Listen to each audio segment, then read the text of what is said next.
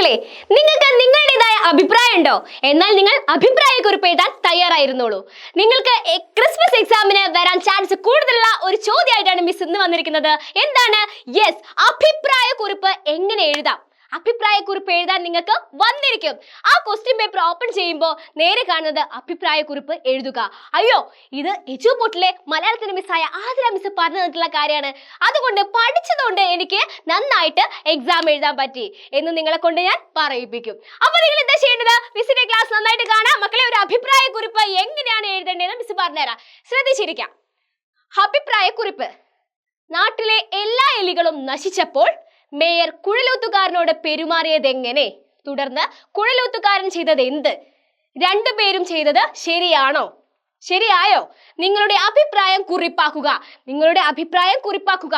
ഇങ്ങനെ ഒരു ഡയലോഗ് ചോദിക്കുമ്പോൾ അത് ഏത് പാഠത്തിലേതാണെന്ന് മനസ്സിലാക്കണമെങ്കിൽ നിങ്ങൾ എന്താ ചെയ്യേണ്ടത്? പാഠഭാഗത്തിനെ കുറിച്ചിട്ടൊക്കെ വ്യക്തമായിട്ടുള്ള ധാരണ ഉണ്ടാവണം. നന്നായിട്ട് വായിച്ചിട്ട് വേണം എക്സാം എഴുതാൻ പോവാന്. ഓക്കെ ആണല്ലോ? റെഡി ആണല്ലോ?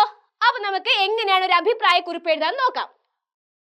സ്വസ്ഥമായ ജനജീവിതത്തെ താറുമാറാക്കിക്കൊണ്ട് ഹാമലിൻ പട്ടണം എലികൾ കീഴടക്കി. കുഴപ്പക്കാരായ എലികളിൽ നിന്നും ജനങ്ങളെ രക്ഷിച്ചത് കുഴലൂത്തുകാരനാണ്.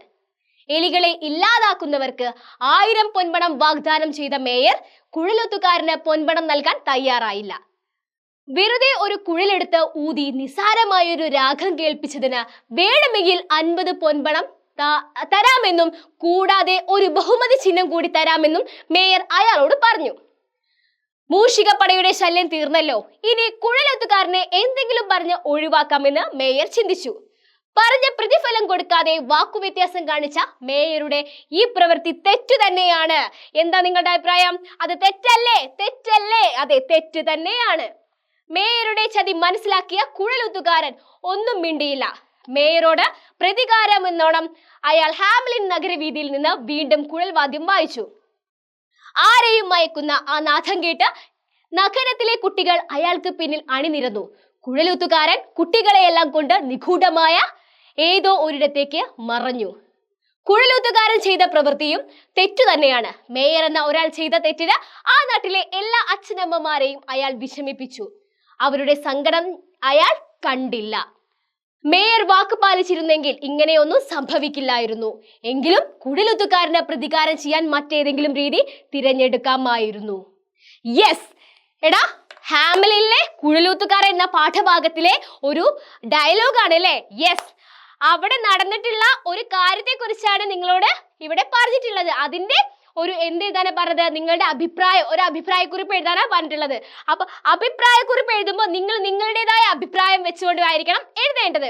അപ്പൊ ഒരു അഭിപ്രായക്കുറിപ്പ് എങ്ങനെയാണ് എഴുതേണ്ടത് മനസ്സിലായല്ലോ? മനസ്സിലായല്ലോ? അതിന് നിങ്ങൾ നന്നായിട്ട് പാഠപുസ്തകം വായിക്കണമെന്ന് മനസ്സിലായല്ലോ? മനസ്സിലായല്ലോ? അപ്പം നിങ്ങൾക്ക് ക്രിസ്മസ് പരീക്ഷയ്ക്ക് എന്തായാലും വന്നിരിക്കും. അങ്ങനെ വരാൻ ചാൻസ് കൂടുതലുള്ള ഒരു ചോദ്യമാണല്ലോ എന്ത്? അഭിപ്രായക്കുറിപ്പ്. അപ്പൊ മക്കളെ, നന്നായിട്ട് പഠിച്ചോളൂ. എന്തായാലും വന്നിരിക്കും. എജുപോർട്ട് നിങ്ങളുടെ കൂടെ ഉണ്ട്, മലയാളം മിസ് നിങ്ങളുടെ കൂടെ ഉണ്ട്. അപ്പൊ എങ്ങനെയാ എക്സാം കഴിഞ്ഞിട്ട് കാണാം. എക്സാം എല്ലാവരും അടിപൊളിയായിട്ട് എഴുതാ, ഉഷാറാക്കി എഴുതാ. All the very best.